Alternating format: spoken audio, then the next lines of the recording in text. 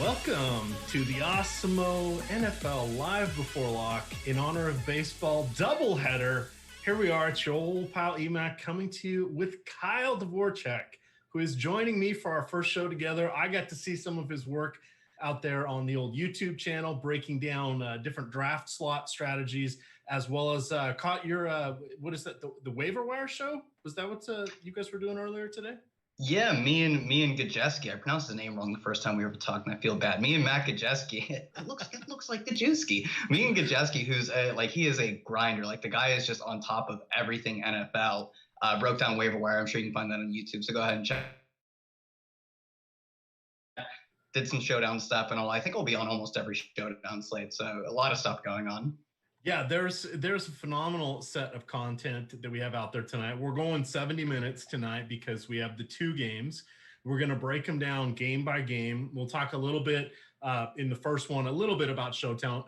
The prize pools aren't quite as big as we thought, but this will help us build the player pool that we're going to use for the two-game slate, which, by the way, massive. It's kind of like they shifted from last year where they were a little more heavy on Showdown for this two-game slate. It looks like they went the other way this year. So maybe listening to user feedback and the fact that it's pretty much the only one like this, with the exception of perhaps Thanksgiving, if you want to lump it into that category. But this is going to be a fun one. We've got content everywhere. We, of course, are brought to you by No House Advantage. We'll talk a little bit about that. And then we're also going to bring up one of the new Awesemo products that we have. It's called Odds Shopper. And it's a pretty slick product. If you guys go to awesemo.com and you look up at the top now, you're going to see that we have the normal Awesemo. We've got Awesemo Fan.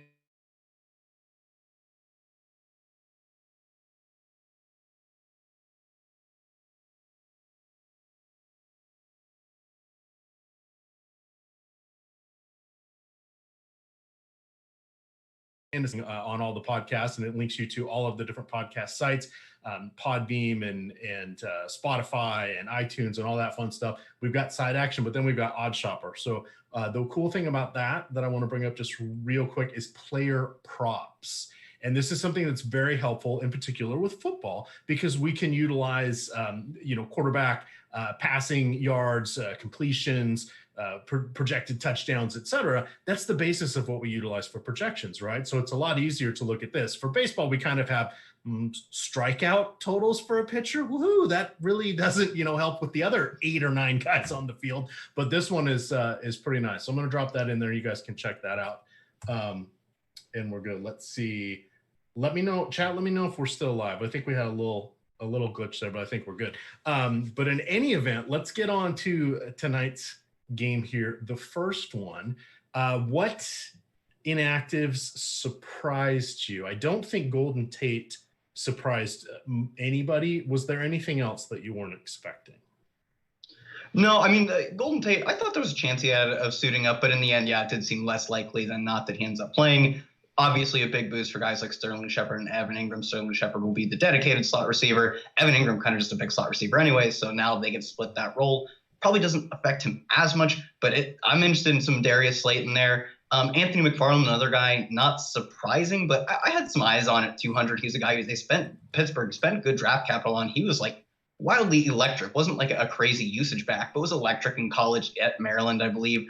But, most teams aren't carrying 4 backs. I thought for a minute Tennessee was going to carry 1 back, so let alone Pittsburgh carrying 4 backs. Yeah, but outside of that, nothing crazy.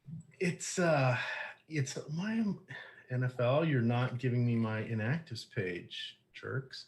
That was the one that for Golden Tate, I wasn't particularly surprised. It's a long season. They've got some of the other. They have enough depth, shall we say, until the inevitable Evan Ingram injury. Is that guy ever going to stay healthy? I don't know. But between him and Darius Slayton, who was fantasy darling for those of you playing along the simulated Madden games during the sports layoff here, and then they've got Shepard, as you mentioned, so they're well set. Plus you got Saquon Barkley out of the backfield, so that one seems pretty reasonable. Any turnover or weaknesses in the defense or anything we want to highlight before we start looking by position here? I won't even look at as much of a weakness as the Pittsburgh strength at defense. And I think one of the things that is going to help them specifically, I know it's on offense, but improving their offense, getting healthy, is going to mean they don't give their opponents like turnovers, don't give them easy field positions. So although I don't like their defense isn't getting a ton better, they, maybe a full season and a full off season with Minkah Fitzpatrick will be useful, but he's going to be great regardless if he logs tons of practices or not. But I do think like Pittsburgh being able to sustain drives and just not put their defense in terrible situations is almost maybe the biggest thing that we're going to see, is that when you don't have Devlin Hodges getting sacked on his own 20 on like 3rd and 15, they're going to be a better defense because of that alone. Like I think we could truly get a chance to see how dominant this like absolutely star-studded defense is against Daniel Jones, who is like not the best decision maker. He's fun, but he doesn't make great decisions. Yeah, and that's just going back to Roethlisberger. What is this, like year 17 for him or 16? He's about 37 now. Even if the elbow's a little tender, and remember they lied about this openly last year. Even if the elbow's a little tender, he's not quite there. It's going to be better than that pair of rookies that they had. And I think we have to call them Blitzburg because technically they led the league last year in sacks and turnovers. They earned the moniker. It was the steel curtain back in my day, but Blitzburg now is what it seems to be. So that, I think, they are a viable play. I'm going to drop a link here to one of our articles. This is free. We do them for all of the Showdown games, but usually write 2,400 words on these. And we have a couple other people that do articles as well as Josh England doing Showdown, 8 to 10 minute video content, et cetera. I'm telling you all this because we got all this for you. And people are like, I can't find this or where's that? The reason I talk about all this stuff is we have all this content out there. It's not just these shows. So that's important, but we're going to focus, of course, on this. Let's start off here. So I'm get my notes up. Roethlisberger, 38. I was generously shaving a couple years off. 17th campaign. In 2018, he set career highs with 5,129 passing yards, 34 touchdowns, and 675 attempts. That was 114 more attempts than any other year. That's an insane number to just come out of nowhere with that. But Le'Veon Bell, et cetera, that sort of came out of necessity. How are you feeling about him? Because I feel that we can go to his pass catchers and they can have a good game, maybe even a great game, while he still just has an okay game. That's sort of my thought with Roethlisberger. How do you want to break this down? We haven't seen Big Ben in about a year now. Yeah, like you said, he was putting up like truly career numbers. He was like insane, like 5,000 yard passer. I think there's like maybe 12 to 14 of those in the history of the NFL, if I have my numbers right. Drew Brees accounts for like 6 of them. That's insane.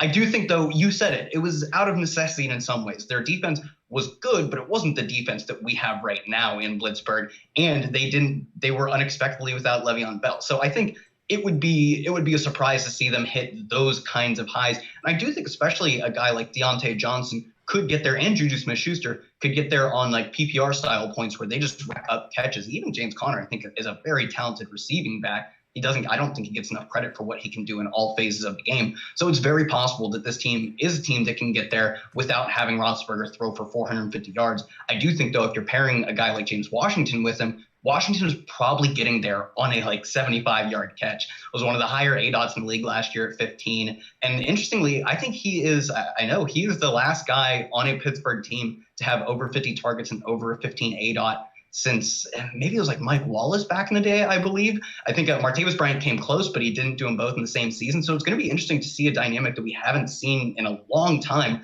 where you give like just a specific burner. The dude runs deep. He gets open. If Roethlisberger can hit him, he will be hitting him. So he's a guy that I think you pair with Roethlisberger if you do have in your lineups. And if you can't tell by my excitement, I have some James Washington. So do you – and my feeling is we have two camps. We have Deontay Johnson. I'm trying to combine his names right there. He was kind of gained some steam throughout fantasy. Another guy, I mentioned these sims. He was another guy that was super cheap and doing well on these various sims. Remember, this is not a simulation, but this is what people are remembering because that was our preseason. It was 3 months of Madden contests that you could watch on a variety of sites. So that's going to have a little bit of inherent bias here. I still kind of lean towards James Washington myself. I don't have it handy, but I believe he had like 1 million air yards last year or something like that. Just didn't quite come to fruition. I believe it was well over 1,000 on this one. What do you How do you think this is going to work out? Because we saw, not to be completely unfair to Juju, he's 23. He's coming into his fourth season. He's already got a Pro Bowl under his belt, and he was just a lost season last year. Lost his quarterback, didn't have Antonio Brown. Just there was no stretching the field. And remember we had a couple primetime games with Jalen Samuels doing jump passes. It was just an absolute disaster. Duck Hodges is like, still don't know how he's a quarterback, but congrats to him. But what do we want to do here? How do we elevate Juju back to where we used to have him? Do we take a wait and see approach going to be too late? Or do we say he's going to now get the defense's attention? Let's go to these other two guys here.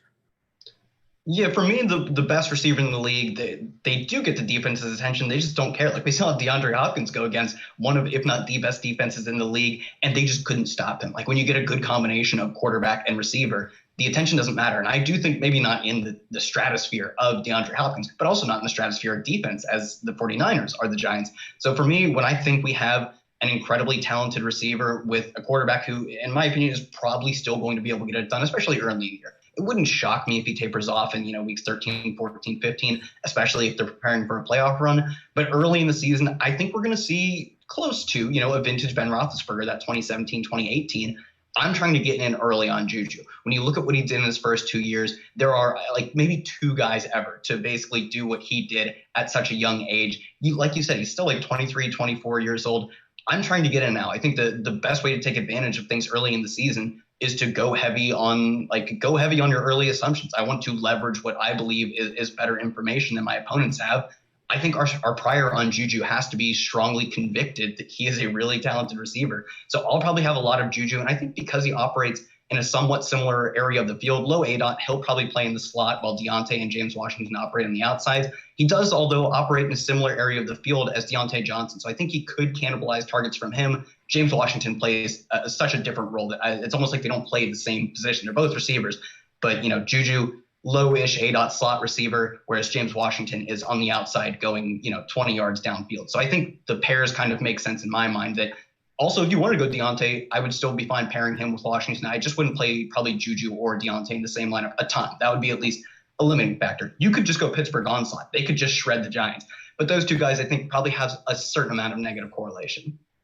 All right, dropping the link in chat. You guys saw Jordan putting this up on the screen, but tonight is our free Showdown rankings there. So you can get those by going to awesemo.com, go up to the top banner, look for the NFL, hover over that. You'll see another pop-up menu come up. Down at the bottom. It says Showdown rankings. That is our free offering for you tonight here. Let's see. Let's get to the running backs here. And as we get to finish these two teams, we'll kind of talk how we would handle this first Showdown game or from that perspective there. So let me get back over here to my notes. Too many tabs open. So back to the running game here. So James Conner, allegedly the bell cow back. They've said those words. We've seen him utilized in that manner in the past. They did spend a fourth-round pick on Anthony Mcfarland. He is at least returning kicks. We've got Benny Snell in the mix. And you had mentioned, I'm sorry, did you say Jalen Samuels was active, right? Or was he? I thought it was, I can double check this real quick. I thought it was McFarland that was inactive. Okay, thank you. I keep trying to, I keep searching, and the NFL.com just takes me to the news page and says updating. It's like, no, I know the inactives are out. I just can't find it, and I'm not smart enough to find it. Yeah, I'll pull it up, but I'm like pretty sure I checked right before, and it was McFarland that was inactive, which was kind of surprising to me. They spent the capital on him, but it is what it is. Yeah, we knew one of them was going to be inactive, and that in sort of my thought. I thought it might be Jalen Samuels because we were looking at the org chart and the depth chart and he was fourth. I don't know what intern made it. We know there's no preseason. We know we saw J.K. Dobbins come in and he was the fourth running back and didn't look like it yesterday. So we take these with a grain of salt, particularly with no preseason. But my sort of thought was, they like Jalen Samuels. He can be a running back.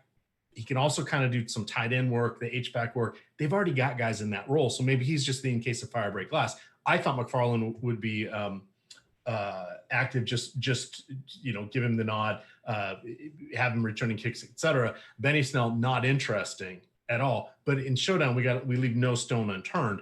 But this comes back to Connors, James Conner, who's been dealing with a variety of injuries throughout the year. Last year, I think it was like hamstring, ankle, foot, is something else. Seems to be good to go. I have him as in this game my third best play for it. I don't think that's a hot take by any stretch. I don't really like any of the other running backs. So from a showdown perspective here for this core group of guys, do you have a lean for anybody beyond Connor? Yeah, I think it would probably be Samuels, only because I think if there were I'm actually pretty confident that James Conner would be a great between the tackles runner. I could see, I think there's a fair argument to say that Samuels, with his Swiss Army knife ability, could take the field in a number of different ways, and he's cheap. He's like $1,000, I believe. So he would be my lean, but I'm kind of on your side of this, whereas the team has told us multiple times, like Mike Tomlin specifically, he said bell cow. Those words came out of his mouth. He's talking fantasy to us. He's not just we like him in all facets of the game. He called him a bell cow back. So, and that's what we saw with him 2 years ago. I think we have to scrap so much of the data we gathered from last year because it's trash. James Conner was hurt. Juju was hurt. The quarterback play was among the worst in the league, if not the worst in the league. So I really think we have to scrap so much. We can't glean useful information from that. So for that reason, I'm kind of leaning back on 2018 James Conner. He was a beast and he was a great pass catcher. So for me, he soaks up so much of the volume that I'm really not interested in. We have to go after every guy. We have to consider all options. Samuel would be my backup consideration, but just not much interest outside of them. I think Conner even makes a good captain guy because when you look at running backs, they're I guess, you have running quarterbacks and you have jet sweeps or whatever. But for the most part, rushing touchdowns is how you're going to isolate touchdowns. That's how you can get great captain points without bringing someone else with you. You don't bring a quarterback with you. So it allows you to basically be the only one scoring touchdowns on a play. So James Conner, if he puts in 2 short punches in 2 ones from the 2, that's 2 touchdowns that only you get. So I think he's a great captain play if you can find it. And James Washington is so cheap that I have a lot of James Washington. It makes it easy to get up to guys like a Juju if I run a Pittsburgh passing onslaught, or a James Conner if I'm just, trying to isolate touchdowns. All right. So I got the tweets here. I just still don't. I was trusting the NFL.com page. It's hooked me up so many times in the past. So here's the inactives for the Giants. Golden Tate, we knew that. TJ Brunson, Cam Brown, Tay Crowder. Those guys are all linebackers. Guard, Shane Lemieux. Jackson Barton, who's the tackle, RJ McIntosh, who is a defensive end. For the Steelers, we mentioned it is confirming it is Anthony McFarland. So that leaves Snell, Samuels, and Connors, the 3 backs. The other inactives, Josh Dobbs, no surprise there. A couple defensive players, and then tight end Zach Gentry, who was the 4th guy anyway. And that's not a surprise either. So nothing shocking. Just fortunately, we got the little confirmation there that Tate is going to be out. Anything else that you would like to mention from these from the Pittsburgh side here? I'll drop a Chase Claypool nugget. He's either 12 or 1,800. He's an even number below 2,000. And he is so Martavis Bryant-esque. He runs a 4.42. He's 6'4", but he's built like a tight end. And there were rumors that he was having a good camp and he would eat into the James Washington role. So probably another way that I'm playing one or the other. Definitely those 2 guys. I'm playing one or the other because it's probably the number 3 receiver, and you don't see much 4 receiver sets. So he's a guy that I think if you're running 150, actually you should consider a guy like Claypool. So cheap. He needs 1 play to pay off. Supposedly he had a good camp, and he has just crazy speed and overall athleticism, is an absolute monster. So I would consider him. I have some interest in him outside of that. We haven't talked about Eric Ebron. He's priced up pretty expensive, and I don't think How did I forget the tight ends? That's Big Ben's calling card. The Vance McDonald, the Heath Miller, the Jesse James, who's the random person that's going to get 7 or 8 catches out of nowhere, 3 in a row on some drive, falling down, gaining 4 yards, but those PPR points. We know that Ebron can score touchdowns. That's the big difference amongst him and all the other guys. We have Ebron as, I'm trying to look ownership wise, he's middle of the pack for these flex guys. He's expensive though. He's one of our worst values, and the touchdowns make it so volatile. He's 6,400, so I would think that he's not they have so many awesome weapons. I don't think he's getting 9 targets. He could score 2 touchdowns, but he needs those touchdowns, and that kind of volatility scares me, and I don't think it has a ton of upside. Still 2 touchdowns, 2 touchdowns would be a lot, but if he scores 1 touchdown at 6,400 and it's on his only 2 catches, that doesn't guarantee he's in the optimal lineup. And for me, he's a guy that his cost is a bit prohibitive, and we're projecting so much in an off season where you don't get much training camp reps. For him to step right in, I agree. Our projections have him as a really bad value, and I kind of agree with that. It just scares me so much with so much unknown, and the upside isn't that he comes in and gets 10 targets. At least with Evan Ingram, we have seen him be a stud. Eric Ebron has really only ever been a massive touchdown scorer, and I don't know if he even has that role on this team with a bunch of weapons I already like. So I'm probably out on Ebron, but I could see the touchdown argument. All right. Anything else now from the Steelers? I think that's all of my Pittsburgh Nuggets. I love the defense, which I think we mentioned earlier. Daniel Jones led the league in fumbles, took sacks at a high rate. He just seems to have like no pocket awareness, which is fun. That means he waits to the last second to throw and finds guys deep. But outside of Pittsburgh defense, I think that's all my Pittsburgh Nuggets. All right. Let's talk about sponsor of the show real quick. This is No House Advantage. Interesting name. It is exactly what they're saying. So what they do is they are what's called a peer-to-peer game. That means unlike the other sites that have similar game contests, which is similar to just prop guessing, is you don't go against the house. You go against other players, other gamers. So how this works is you get 5 different questions that you select out of 70 or 80 that they have. It's player props. So like today, do you believe that Saquon Barkley is going to go over, I think it's 100 or 105 combined yards, rushing and receiving? Then you say, I want him, let's say, under, and then you pick 1 through 5 for your confidence. So you, amongst these 70 or 80 questions, you put in 5 and rank them 1, 2, 3, 4, 5, 5 being your most confident. And then if you are right, you are awarded 5 points, 4 points, 3 points, etc. And then you go against everybody else with the score. Now, the nice thing here is we have this built out already for their projections, for their sites and the rules, where we say what the likelihood of a player is that's going to be going over or under their various questions. So that's all laid out here on Awesemo, and it then gives you the probability of the over or the under. Then game theory comes in.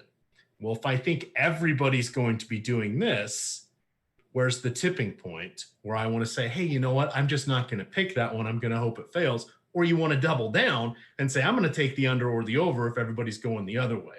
All of a sudden you can leverage, and this will rocket you up the leaderboard because these aren't giant contests. These are winnable contests, which is a huge, huge thing. So if you go over there and use the promo code Awesemo, with your first deposit, they'll match you up to $20 in site currency. That'll come out of your account first as you're playing. And then if you refer a friend and they deposit $5 or more, they'll give you $5 more in site currency. Why wouldn't you want to do that? So pretty good deal there. But you can check that out. They've got an app, and they've got, of course, their website, both of which are actually efficient. Elegant's not the right word I'm looking for, but they're cleanly laid out. There's not a lot of moving parts. Even an old guy like me was looking at it saying, oh, this looks actually pretty slick. Okay, there we are. All right, on to our next team here, still staying in the first game. So we've got the Giants coming in with a 19.8 implied total. I said this is not going to be an easy row to hoe for Daniel Jones. We mentioned last year's Steelers top 5 DVOA against both the rush and the pass, led the league in sacks, led the league in takeaways. The odd shopper player props has him in the 220 to 245 range for passing yards. That's not great. He does have some rushing upside, 20 to 25 yards, not as great as you would think, but it is still there. He's only played a dozen games, or he started a dozen games. In those, he averaged 2 touchdowns and 1 interception, and did have 2 rushing touchdowns in those dozen games. How are you feeling about Danny Dimes tonight going against Blitzburg? So I think he's an interesting way that you could potentially run him into Pittsburgh's defense. I don't think there's normally a great strategy, although you always have to weigh it against, like you were talking about with No House Advantage, you always have to weigh it against what the public is going to think. And I think that, especially like in larger field tournaments, is going to be relatively unowned because it intuitively doesn't make sense. But he's a guy who is so incredibly crazy, careless with the ball, but sometimes that generates a lot of points. That means he can break the pocket and run, break the pocket and get sacked. And also we see in games where like teams are trailing, they can both put up a lot of fantasy points and also like lose very poorly. So he's a guy that I think because of his volatile play style, I could really see like being fine with playing him. Also, you could play him solo because of his rushing ability, but just generally being fine playing him into a Pittsburgh onslaught. I'm not typically a solo QB guy, but I think that could also make sense as well. Otherwise, I'm not like, I don't love him. This matchup is terrible. TJ Watt should eat him alive, and Minka Fitzpatrick should be ball hawking him like crazy. But he plays in such a fun, volatile way. He can go deep. He can beat you with his legs. That I think you have to consider him, even if you don't like, you don't like betting on the Giants in this game. You think they're going to get crushed. It doesn't rule him out. All right, he's in the mix here. We have 4 teams to choose from. That means 4 starting quarterbacks. He is most definitely one of them, and probably third on the night, which not the worst way to go. Number 1 in our hearts, of course, Saquon Barkley. Who doesn't want to have him on their roster? For the 2-game primetime slate, he's checking in at 8,000 here on DraftKings. We get the full PPR there, and we can enjoy all of his many talents. He is someone that is phenomenal. The other interesting thing with him is not really sure how much he's going to come off the field. Now, we haven't seen people at game speed yet. There was no training camp. There's going to be a certain monitoring of the workload. And we're going to talk about this when we get to Derrick Henry too. All the whatever they can handle, we got to take that with a grain of salt this year, because we've already yesterday we saw a bunch of people pull hamstrings, calves, cramping, soft tissue injuries, all that stuff, which comes from not going at game speed. So this is week 1. It seems like most of the coaches going tonight are of the sharper variety. I'm going to give them the benefit of the doubt. I don't think they're going to try to run anybody into the ground, which means we're going to be cycling some people through. So we now have Dion Lewis, who is with the Giants. And then you've got Wayne Gallman floating around there as well. What do you want to do with the running back core? Can we play those other 2 guys in Showdown? Yeah, you're kind of talking to me into a little bit of Dion Lewis. I think you always have to consider the backups, but I do think, especially if it finds you a way to leverage the public really believing, well, Saquon Barkley, he's going to get 100% of the rushes and 100% of the backfield targets.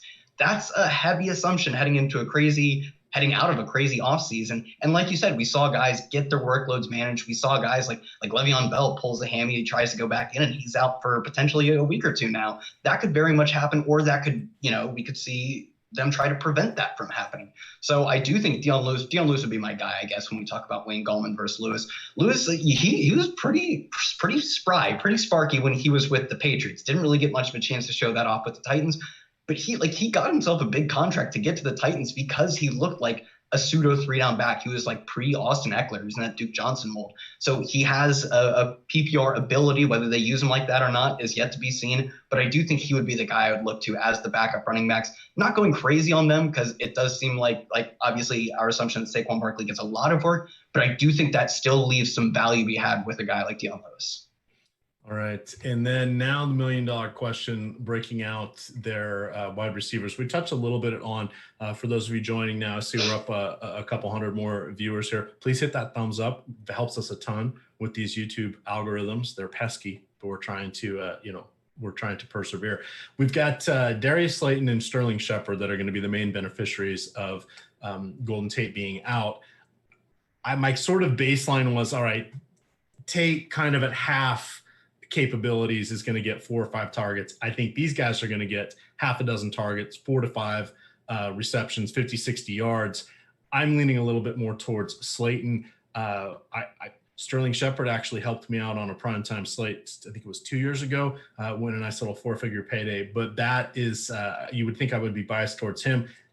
I watched those Madden sims. Slayton was my guy. I don't know that I want to plant the flag when I'm not playing these things for free, but he is the one I'm leaning to. And then former Cleveland receiver Damian Ratley. I think we didn't talk about him as being inactive, so he's kind of in there as well. I think Ingram's the other big beneficiary here. He kind of masquerades as their wide receiver 1. With now that I've included the tight ends, what do you want to do for everybody that's tuned in now without Golden Tate? So you touched on it, and I do think Slayton would be the least beneficiary of the Golden Tate injury, but I'm still in on Slayton. Maybe this is just me not adjusting enough to the news, but I do think he just had such a massive advantage, given that he is really the one who can break games wide open. You're not going to take multiple deep shots to a guy like Sterling Shepard, whereas Slayton, you talk about showdown wins. Slayton was a Showdown winner last year. He had multiple 30-point games, I believe, and one of those happened to be on Showdown. That's why I call him a Showdown winner. So he's a guy who can bust the game wide open, and I'm just not sure we see that kind of upside. And you also, when you look at a guy like Ingram or like Tate, for them to hit their upside, it probably comes more in the form of like 8 to 9 catches.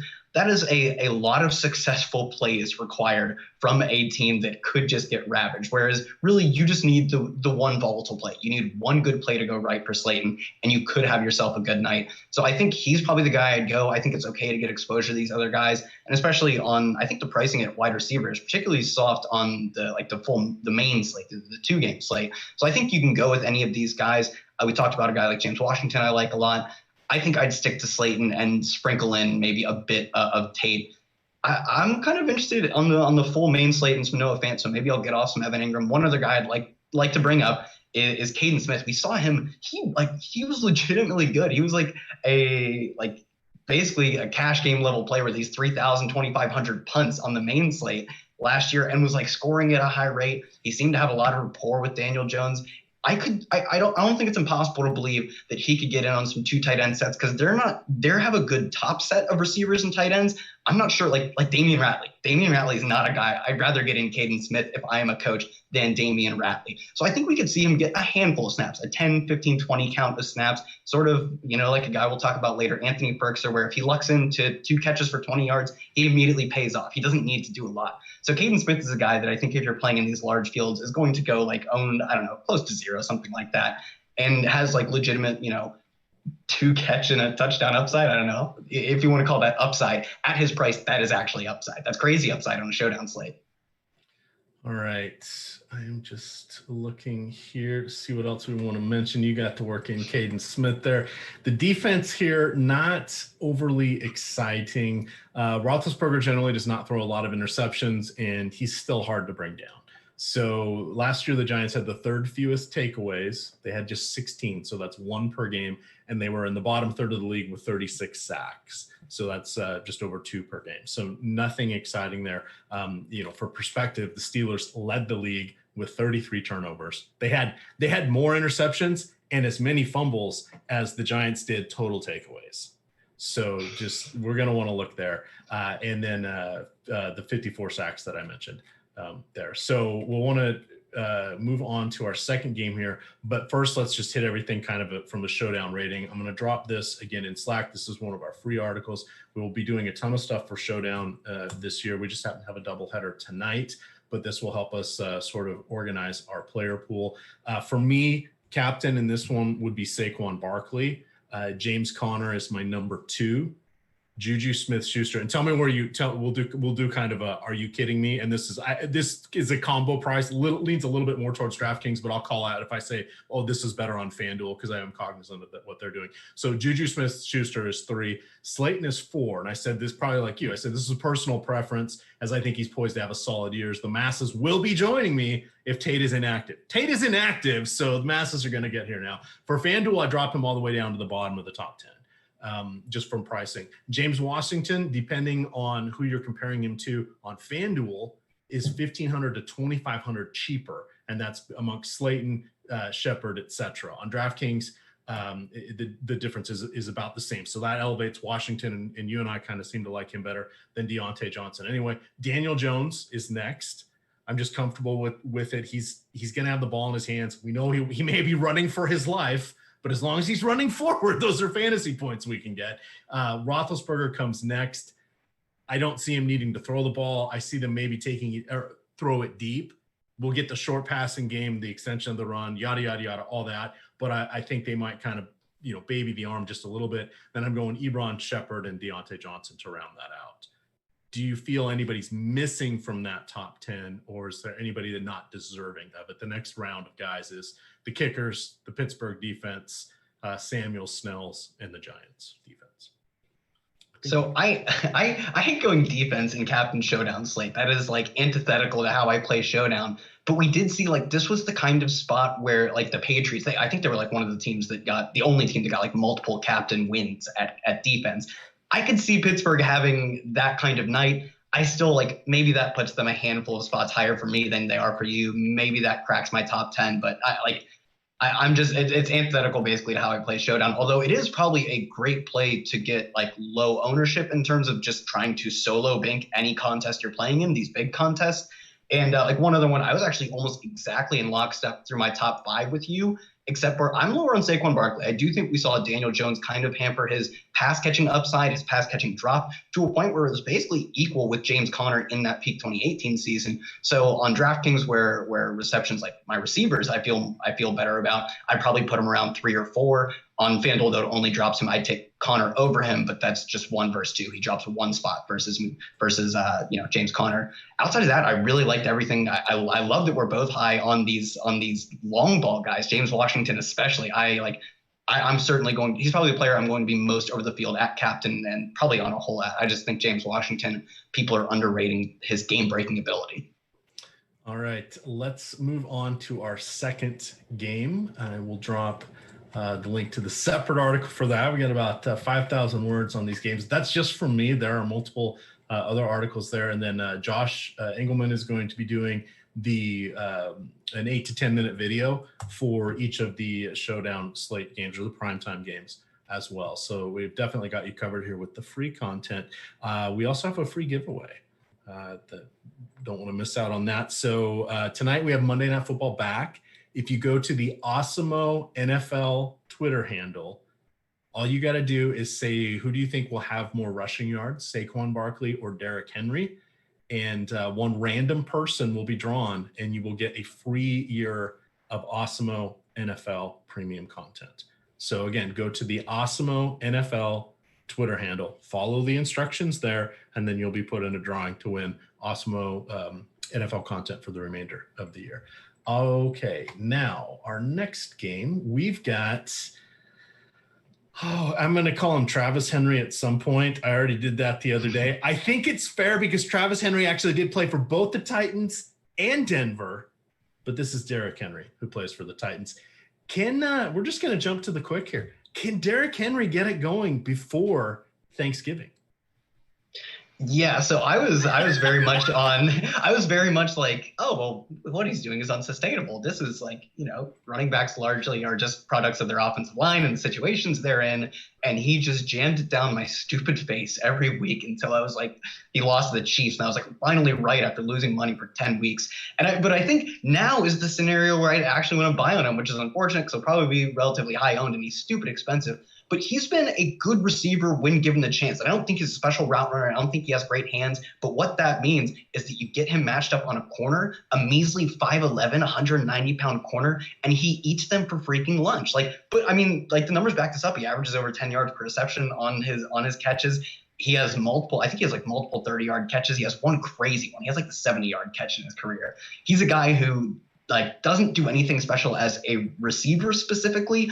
But we know this. When you get the ball in his hands, he kills defenders. And I think with no backup help, they have maybe the worst set of backup running backs in the league right now because Darrynton Evans is out. He was, I believe, a day 2, maybe like a 4th-round pick for him. He was a pretty talented pass catcher coming out of, I believe, App State. They're not going to have him. Their backup should be Sonoris Perry, and I believe Jeremy McNichols got called up. McNichols out of Boise State he's kind of Darrynton Evans like. He's like a small school producer, but he literally is a practice squad level player. He's been passed up through multiple practice squads. Sonoris Perry is a special teams player. If Derrick Henry is catching passes, that is how he sustains his stupid fantasy production from last year. And I actually think he's going to catch passes. He's a guy on the main slate. I think the running back, every pool is thin. I'm looking at paying up at running back and paying down a receiver in this slate. And Derrick Henry, King Henry, is a guy who I'd be looking to get in my lineups. All right, that's a good call out there. Perry has been around long enough that I played him in the first round of DFS college football. He has had multiple years where he wasn't in the league compared to where he was in the league, and he's a career special teamer. So this is where I was breaking all this down like you, and I thought, okay, we've got the guy who's hurt. They only had the 3 running backs so my thought was, are they going to call up some other training camp cut that's not going to be in the player pool, which would be an issue for us? It's going to be someone else, but you keep looking at this and you're like, how can Derrick Henry be taken off the field. My only other thought was they go with some empty backfield sets, which is something that they generally don't do at Tennessee. What are your thoughts on that happening? Because if it just out of he needs a break, we're going three quarterback or three wide receiver set, we're just going to do some dump offs to Adam Humphries in the slot or Bursker or Michael, was it Mycole Pruitt? Mycole Pruitt, yeah. By the way, he and Bursker, $200 a piece on DK. You can get anybody else if you put them in your lineup. Just calling that out. But who is benefiting when Henry's off the field? Is it going to be another running back, or are they going to go empty backfield? I don't know. Yeah, it's weird. It's like it's a NFL experiment. What are they going to do with no backup running back? I think the most likely outcome is that they pull him off for very obvious passing touchdowns. And I would imagine Snorris Perry, having like enough experience in the NFL, is probably a good pass blocker. I would hope that's one trait he can have. I know he's a core special teamer, but maybe that's a skill he can have, which means he had to be the up man, right? And punt at some point. Yeah, that's perfect. Yeah, for 7 years, right? Yes. No, it's perfect. It would work. It would make absolute sense that he's taken some blocking reps on special teams. And I would think that's how he gets on the field. That is how they spell Derrick Henry, is whenever it is like 3rd and 15, they're like, okay, we can't run Derrick Henry on this one. Let's get Perry in there, and he can take some pass blocking reps, or he can flare out and be a dump off guy. And what is he? I think he's 200. He is. Not only is he super cheap, he is like, I think, our best projected value, because he's a backup running back who, yes, is 200 in Showdown. I'm not getting there in the main slate, but in Showdown at 200, he is a crazy value. I do think what you said is interesting. They could also run empty set. It wouldn't be impossible if they do that. We saw them use multiple tight ends. Like both Pruitt and Burkser got some reps. It wouldn't be crazy to see them get double Jonnu Smith-Pruitt, double Jonnu Smith and Burkser. They have enough receivers where I'm comfortable if they trot out, Humphries in slot and Corey Davis on the outside. Davis, I think, is listed as questionable, but logged like full practices at the end of the week, so it shouldn't be a problem there. I think maybe that's 1 to 2 snaps at most, though. I do like Burkser. Like you said, you can get anyone you want if you play Burkser, and he's worked down the path. It can happen. So I'll have some exposure to Burkser. I'll probably even have some exposure to Perry, because these guys need 1 to 2 catches to like trash the slate, or for me, make me some money. So I'll have these guys, but I will also have I'll have a lot of Henry, because I think if he turns into a pass catching back, it could be like what we saw with Josh Jacobs, where like Jacobs comes out and gets 6 catches and breaks the freaking slate. Derrick Henry could do that, given that they have nobody else on the field to catch passes out of the backfield. So I'll have exposure to the really cheap guys, and it makes it easy to get Henry. Yeah. So right now we're projecting Henry on the 2-game combo on DK at 66%, James Conner at 60, Saquon at 70. Do you want to go over on any of those? Do you want to go under? We know variance is out there. Again, back to conditioning, back to these guys, first Barkley and Henry at least having limited backup talent behind them. We could say Connor at least has experience behind him. What do you think that's too high? We've got Melvin Gordon at 24 and Philip Lindsay at 6. Yeah, I think Philip Lindsay is an interesting one, just because we assume we know so much of what this team is going to do with their running back split. We assume that Melvin Gordon is absolutely the guy. It would not surprise, it shouldn't surprise anyone if Philip Lindsay comes out in sort of a Kareem Hunt role and this team is losing. And much like Kareem Hunt gets all the backfield targets, and because he's their third down, he's their 2-minute drill back, gets more carries. So Lindsay sounds like a guy I'm going to be over the field on based on our ownership projections. I guess I'm probably going to be under the field on Saquon Barkley, because I think I just like when you get that much ownership, you can't draft all the higher owned guys. And Saquon Barkley, like I said, maybe we can see his receiving knocked by the presence of Daniel Jones. That's what we saw last year, although you could absolutely write that off as just a product of injuries. In terms of how I want to leverage it, I'm going to leverage it as if Daniel Jones is kind of a dampener on that. And also, at his price and at his ownership, he needs to go absolutely berserk. He could have a good game and that just not be enough to get you there. So I seems like that's going to be the bet I make, because I'm going to be short Saquon Barkley. All right. Let's see here. Sorry, I closed the wrong page. Let's talk about Ryan Tanhil. So super duper efficient.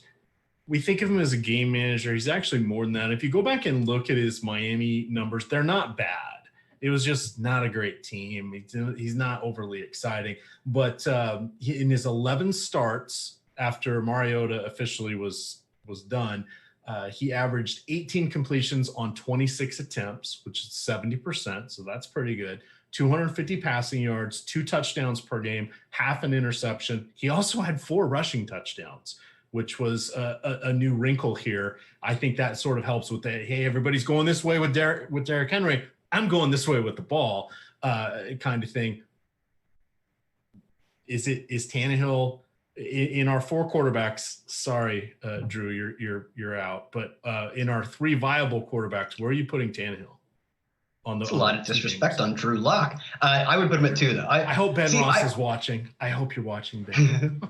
I would consider. I think you could. I'm not sure. I'd have to check what our ownership looks like. I think you could consider pulling, like, if ownership goes towards Daniel Jones over Drew Lock, you could consider flipping those 2. But yeah, it's a Roethlisberger is tier 1, Tannehill is tier 2, and the next 2 guys based on the matchup for Jones and the not being that good for Drew Lock. I am higher on Tannehill than those 2 guys by a pretty significant margin too. I kind of would be interested in what you said, if you would run maybe a Tannehill no Henry lineup. If Tannehill like busts one from the 15 or the 20, takes like a red zone look away from Henry, that could be a way that he basically shorts Derrick Henry. So for me, I like Derrick Henry this week. He's a guy that I'm going to be on, but I think you could consider running some lineups with Tannehill and the receivers stacked, no Henry, as a way to get different against the field, especially like you said, it seems like this main slate, like DraftKings went all out on the main slate, main slate, if that's what you want to call it. So if you're trying to get different in a big field, I think that would make a lot of sense. And he has he has a decent amount of rushing upside, probably tied for or maybe slightly second the most rushing upside on the slate. Former college wide receiver, particularly athletic. So yeah, he's a guy I like to do that. It also does kind of make the offense a bit more boring, though. It seems like whether or not it's a drop back or a Derrick Henry run, a good chance the game just turns into running. So I'd probably still look to do, like, I'm not going full Titans onslaught just because I think they're going to have a concentrated passing tree. It's going to be a lot of A.J. Brown. Corey Davis is bad at football, unfortunately. Maybe some Adam Humphries in the slot. I just think this game probably figures to be a more slow and boring game. Both these teams love to run the ball. They play at a below average pace. So overall, this game, just not too much interest. I'll probably just go over the field on Ben Roethlisberger if I'm playing the main slate, because none of these other quarterbacks I'm in love with. Tannehill is better than the other 2, but it doesn't make him good.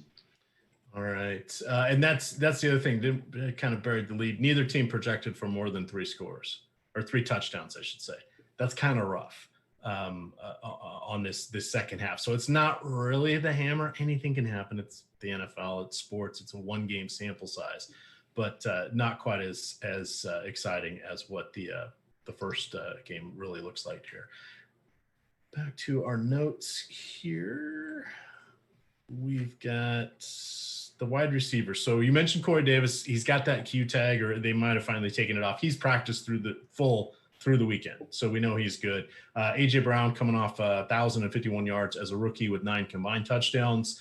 Tajay Sharp now with the Vikings. You've got Adam Humphries, and I think it's Khalif Raymond, if he's active. I would imagine he'll be active. Third receiver. Was he out of California, I think? If I remember correctly. That sounds right. I think that's right. I would imagine he'll be active. My bad. Holy Cross, it says here. Let's see. What do we know about him? He has been bouncing around the league for the last 4 years. He has played mostly special teams. So it's hard to call him out as, does he even have a career catch? He had 12 targets last year. He has 15 career targets in 3 seasons. He has played for 4 teams now: Denver, Giants, and Jets. In 2017, was not in the league in 18, and last year he played special teams mostly, but did get 12 targets, 9 catches, 170 yards. So, he could be out there a little bit since he does have experience for the Titans.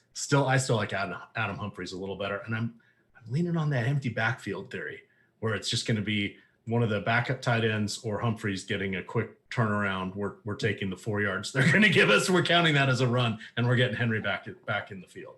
What do you want to do with this wide receiver core, and branch out into the tight ends if you would like? Yeah, Khalif Raymond, I don't expect much from him. At least last year, he never topped 2 catches. He did, though, I believe it was the Baltimore game, goes it was like 45 yards and a touchdown. 1 catch, like somehow breaks the slate on 1 catch, gets like 11 points or whatever that is. That will not happen again. That is like, Awesemo and I talked about this on the Thursday show, where like, sometimes a Byron Pringle just happens and there's nothing you can do about it. It doesn't mean in hindsight that was a good play. I will say that about Khalif Raymond if he ends up working out. Adam Humphries, on the other hand, on the Showdown slate, I believe is only 2,200. He's a guy who I'm super into, especially given that I don't think like Corey Davis just seems to continue to drop from this team's perspective. Logging limited and then finally getting healthy, but I'm not sure he comes in at 100%. Adam Humphries is cheap, and he missed a handful of games late in the year. It was like weeks probably 14 to their playoff games. He comes back, but he was over 5 points in like 7 or 8 consecutive games. At 2,200, that gives him a great floor for his price. And I still think he has like a touchdown ceiling. He operates as probably a close to full-time, halftime slot receiver. I think he's a great play. And like you said, maybe they do actually run some empty sets, or at least we know they're not running 2 running back sets. So for me, that probably puts him on the field a decent amount tonight. You got to project him to play at least 2/3 or more of the snaps. He's probably my most interesting outside of like the obvious AJ Brown. And with the tight ends, I would think Berkser is probably the guy. Both these guys like don't have any crazy upside, but are also literally minimum price. So I think you have to have exposure to both of them. Berkser, I think, paid off more often last year than Mike Coyle Pruitt did, but both of them need a catch for a touchdown to break the entire slate. I'm going to go with Berkser for the most part, but Pruitt is not a bad play either. All right. Now, you don't know this because you weren't doing this with us last year, but last year on my articles, the first time ever I said go buy a lottery ticket was when I put Byron Pringle as my last pick overall. Get it. Today, my last pick overall, Khalif Raymond. You have now invoked the power. I can't. He is going to break the slate. Now, technically, I put Cody Hollister with him, but that is my literally time to go buy an actual lottery ticket. That was my announcement my analysis for that one. So just saying, maybe one lineup, low dollar tournament somewhere. Go with Khalif Raymond.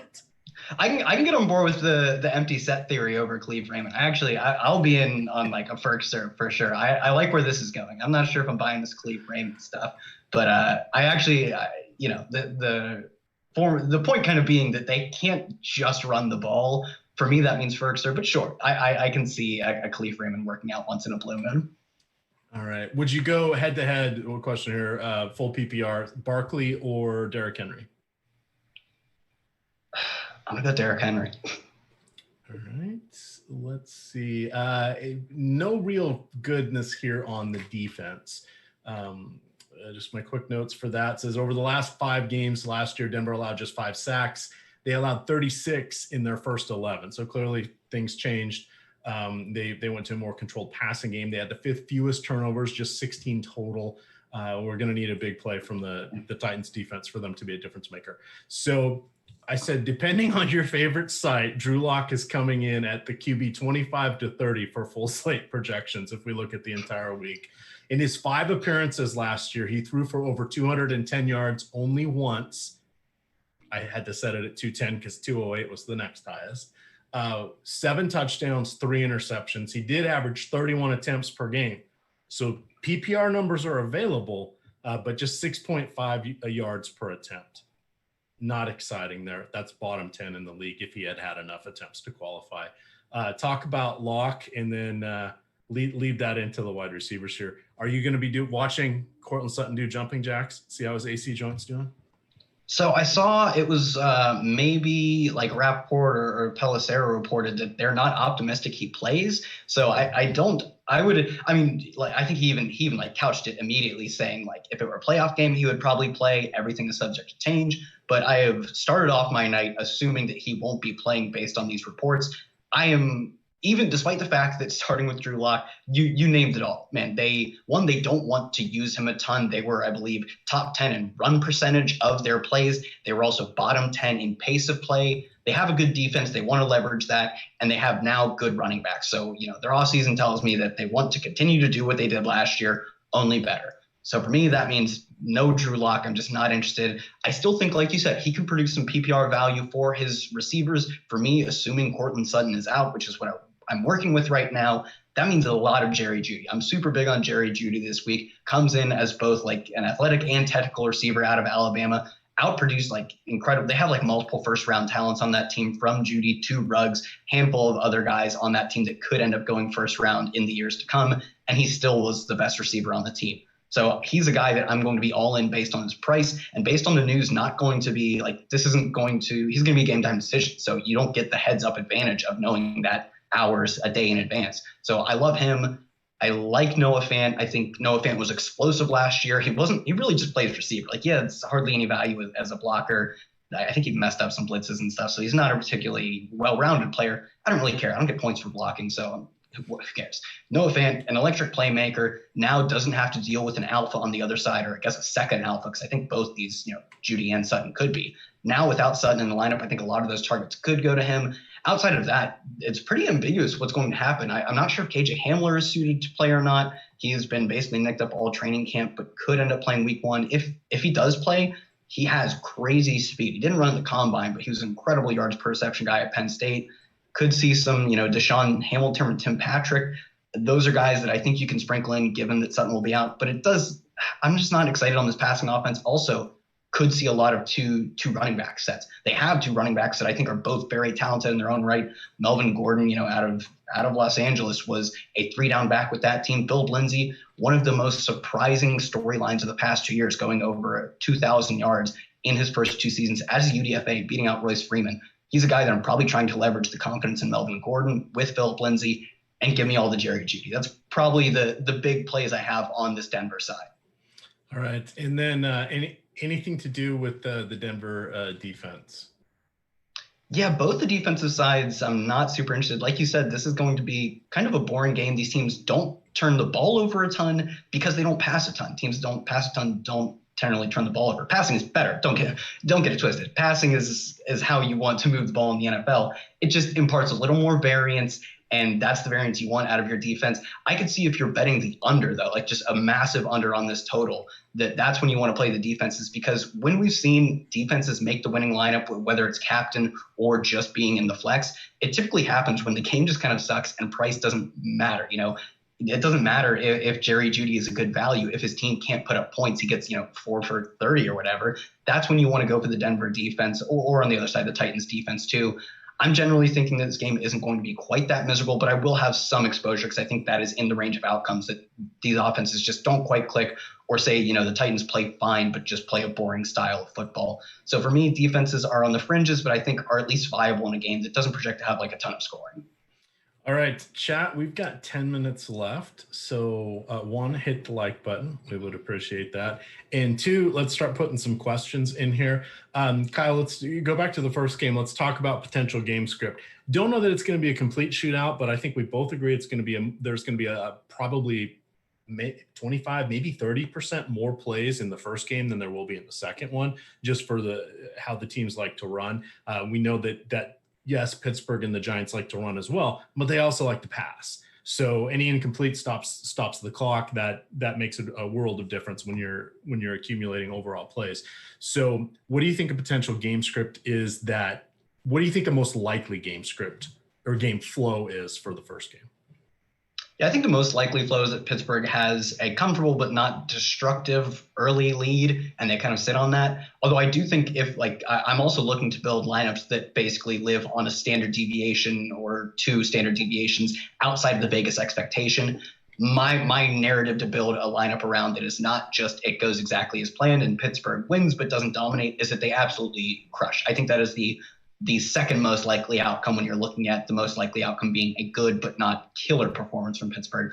I do think their defense could just kill, Daniel Jones. It could be bad given how turnover prone he is at producing both fumbles and then obviously sacks. And they have, like you said, maybe the best pass rush in the league. So those are probably the 2 scenarios I think are most likely. Is Pittsburgh wins comfortably but not dominantly, or they just win dominantly. I think it's always possible that the Giants come out and have a good game and end up winning the game.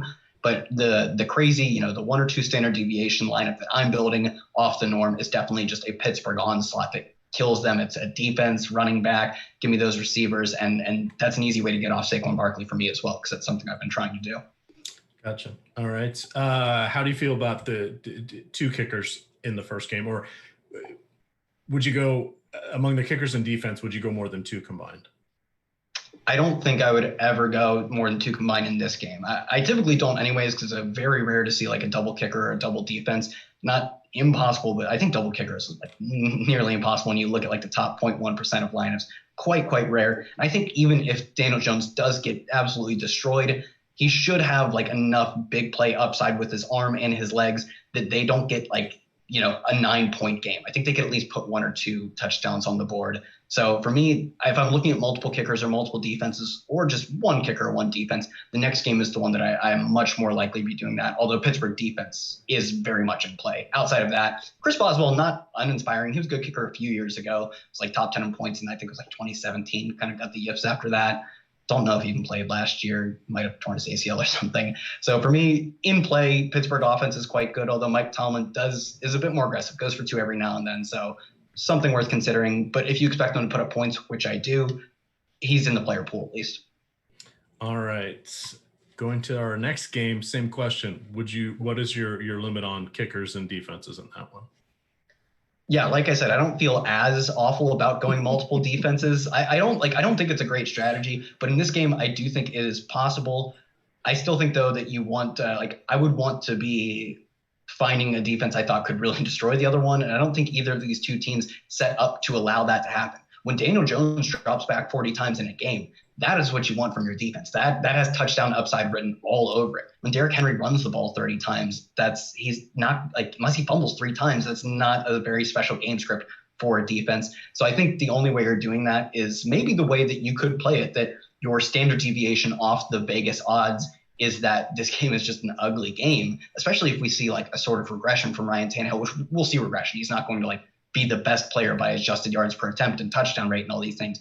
But if you think he really comes back to earth, comes back to a form of that Miami Ryan Tannehill, and this game is terrible, that's the scenario in which you play multiple defenses. I still don't think that's how I'm playing it, but I think it's not crazy.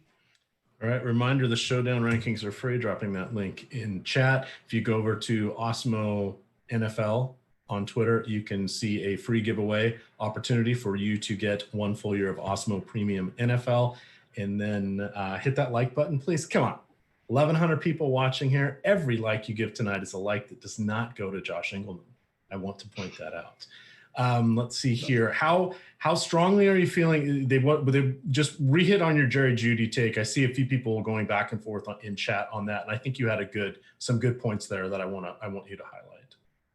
Yeah, Jeudy was, not only did he look athletic, his combine was okay, but he looked athletic playing at Alabama. He was dominant in his offense over players like Henry Ruggs. Like he literally made Henry Ruggs not have any good college seasons because Jeudy was so dominant. As a true sophomore, I believe he went over 1,300 yards at Alabama with multiple first-round talents at receiver, and he led them all. Now he's entering to, if you missed any portion of the first half or first 3 quarters of the show, it looks like Cortland Sutton is going to be out. It was like a rap sheet or a Pelissero report that said it seems unlikely to play tonight. Things could change, but that means they have a first-round wide receiver who I thought was one of the 2 best receivers in this class coming into an alpha number 1 receiver role.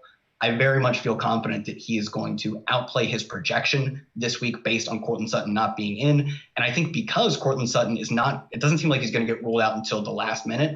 That means ownership shouldn't go through the roof on Jeudy. So it seems like everything is lining up for Jeudy to be just a great value, not super owned. I love Jerry Jeudy as one of my favorite plays in that game and even probably on the slate.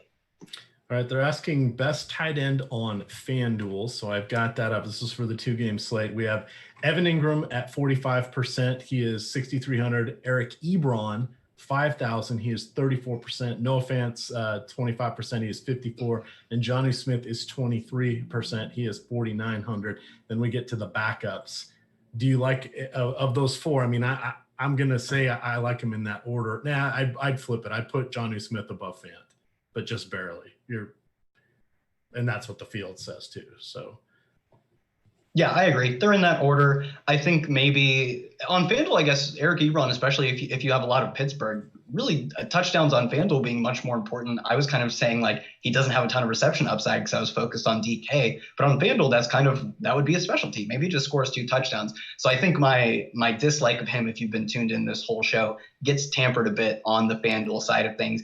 Evan Ingram, still the number, like he has like that's, called Zach Ertz type of repertoire where he could just be a number 1 receiver listed at tight end. So he clearly deserves to be the best raw point projection. I'm not sure if that means I'm going to be over the field or not on him. It's probably more likely that I'm on guys, on the full main slate, guys I like Noah Fant more than Jonnu Smith, but I can see the exact same argument that he's a young athletic tight end being made for Jonnu. So I kind of like those plays better. And on Showdown, there's a lot of interesting $200 plays. So for me, probably Evan Ingram not quite as heavy as the field is.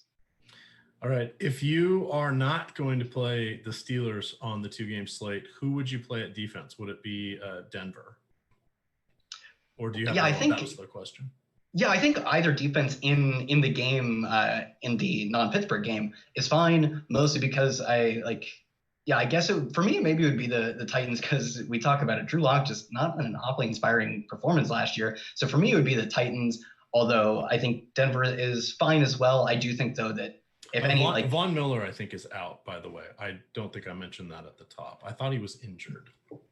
Yes, I believe it was a bad injury a few weeks ago or something like that. He is almost certainly out as far as I remember. Yeah, I think maybe the Titans then is probably the move just because I'm trying to leverage me really not liking Drew Lock as a player. Yeah, dislocated patella tendon out at least 3 months in a best case scenario. So, well, he could come back for the playoffs that they're not making.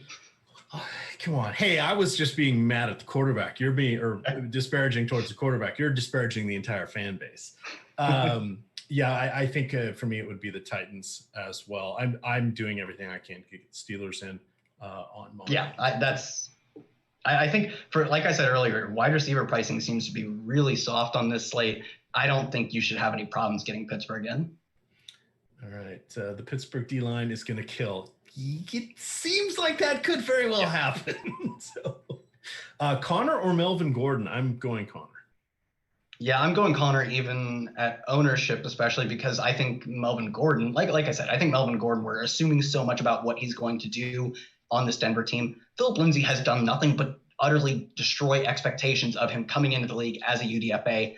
It would not surprise me if he defies expectations again and eats into the Melvin Gordon workload. Whereas Connor, I just don't see his backups doing that. To me, they have a one-dimensional runner in Benny Snell. He's fine. I don't think he's a horrible backup. And they have a one-dimensional pass catcher in Jalen Samuels. They don't have a guy who I think can do it all or a guy who can maybe do anything better than him. So Connor is the running back I'm probably the most high on out of the premium guys on this slate. All right. I just dropped the links in for both games, especially that second one. We've got 3 hours. You can peruse that. 5,000 words for those of you who don't think I'm informed. There you go. There's all my notes. Don't read that, Matthias. You'll just be disappointed. All right. We are 30 seconds out. Any final thoughts? Yeah, I just want to double back. I'm excited for James Washington. He's a guy that we talked about being high on that first game. I think in general, this Pittsburgh offense, people aren't going to expect the crazy turnaround. We're just going to anchor too much on trash data from last year that means nothing. So Pittsburgh offense for me is where I'm going on this slate, and I think everyone should. Connor or Barkley, our last question. Barkley. I'll say at ownership and price, I'm going to go Connor. Obviously, Barkley has a higher median projection, but ownership and price, Connor for sure, yeah. All right. Will there be a second show for the next game? No, this was the one and done special. That's why we went 70 minutes. Of course, we broke it down and did it organized into fashion that you can go back and listen to the second portion of the show to get the showdown information for that second game. We believe that Cortland Sutton is all but assuredly going to be out. It's not official yet. We'll know in about an hour and a half, maybe 2 hours, but at least an hour before kickoff, they'll announce the inactives, and we expect him to land on that list and are preparing for that accordingly. Hit that like button on the way out. Reminder, the No House Advantage promo code is Awesemo. When you make your first deposit, they will match you up to $20 in their site currency. Anything else you want to mention for the people at home, Kyle? No, I think we've got everything. Maybe just double back on those tight ends too. I love your tight end theories, especially the empty set Titans. Anthony Ferguson made it happen last year. I think it's not impossible he makes it happen this year. So I'd just be looking to build like low owned advantages by doing those type of moves. All right, you can follow me at EMac DFS. Kyle is at Kyle Tweets here, not there. Kyle Tweets here, and it is Awesemo_COM. With that, gamers, good luck.